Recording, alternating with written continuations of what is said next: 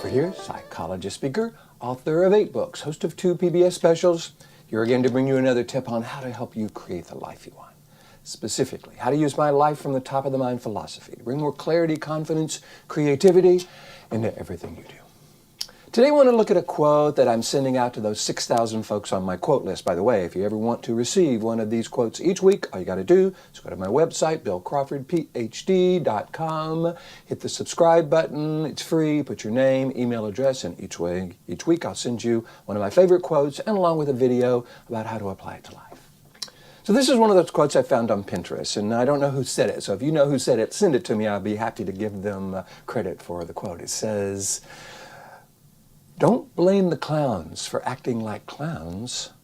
Ask ourselves, why do we keep going to the circus?"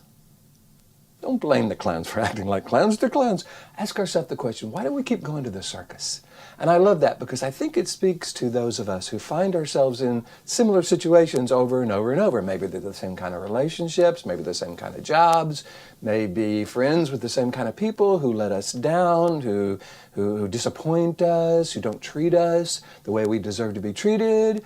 And we have a tendency to kind of go, hey man, you're not being the way I want you to be, which is totally understandable, but the problem is that puts the solution out of our hands. So when we are blaming something or someone out there, we are in some ways disempowering our ability to do anything about it.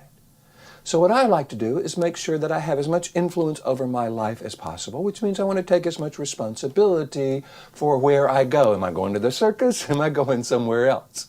And if I find myself in similar situations, I might go, okay, good information. I want to do that differently in the future. What would I recommend to someone I love? That's always a great question I love that kind of allows us to access what I call the top of the mind. In fact, one of the ways we can look at this whole quote, not just around jobs and relationships and friendships and other external situations, but we can look at it in terms of brain science. For those of you who follow my life from the top of the mind philosophy, you know we got these 3 parts to the brain. Lower part of the brain is called the brainstem. That's where the fight or flight response is. Upper 80% of the brain is called the neocortex. I call it the top of the mind. This is where we have access to our interpersonal skills, problem-solving skills, clarity, confidence, creativity, compassion, etc. Middle brain is called the limbic system. This is the scanner, processor, router part of the brain, and it determines, once it scans data and interprets it, it determines whether it sends it down to the brainstem or up to the neocortex. So I'm asking myself, what if this is the circus? What if this lower brain, where we get frustrated and stressed and angry and annoyed and depressed and worried, what if that's the circus? Why do we keep going to the circus?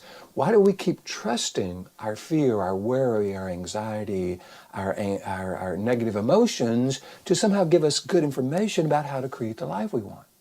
Now, not saying worry, fear, anxiety, anger, there's nothing, there's no reason for it. That is a perfect response when we're in a situation where we need either to fight somebody or something to stay safe or run away from something to stay safe. Those are automatic reactions. They bypass the upper 80% of the brain so that we can react without thinking in dangerous situations. The problem is we're going to the circus, we're going to this lower brain in non-dangerous situations, and that has us just feeling more anxious and more stuck and more worried and more angry and more annoyed. That starts to create a cycle where we get stuck in this lower 20% of the brain trying to deal with rather complex personal and interpersonal situations from this very limiting part of the brain. So I guess the question is, why do we keep trusting that part of the brain to give us good information? That's what I mean by why do we keep going to the circus in terms of brain science. So what I think we want to do is decide, okay, if I don't want to go to the circus in terms of brain science, in terms of my anger, frustration, resentment, where do I want to go? And this is where I encourage people to create a list of 20 qualities or characteristics of them at their best. Now, most of my clients go 20. I'm able to do 5, but 20? The reason I want you to do 20 is it kind of overwhelms this middle brain with our own worth and our own value, and it also gives us something to draw upon. So when we're wanting, where do I want to go? If I don't want to go to this circus, where do I want to go? We can look at that list and say, okay, what are the qualities and characteristics I want to bring to life, to this relationship, to this job, to this particular situation? What if I want to access the most influential part of who I am so that then I can influence my experience of life from this clear, confident, creative, powerful part of the brain where we draw upon our wisdom and our experience and our best thoughts. We draw upon what we would recommend to someone we love. So I'm going to take this quote about, why do we blame clowns for acting like clowns? Why do we keep going to the circus? And really begin to look at it in terms of brain science. Let's stop trusting the clowns. Let's stop trusting this lower brain to give us good information about how to deal with the complexities of life, how to create the relationships we want, how to choose the jobs we want, how to make good decisions. Let's make sure we're coming from this upper 80% of the brain. If this is something you'd like me to teach to you or your organization, all you got to do is go to my website, billcrawfordphd.com, hit the contact button, let me know what you're interested in. Love to talk with you about that. In the meantime, if you're liking these videos, please hit the like button. Feel free to subscribe to me on YouTube. Follow me on Pinterest and LinkedIn and Facebook and all the social media, Twitter. I post one of these each week, and I would love to keep connecting with you if you feel this is valuable.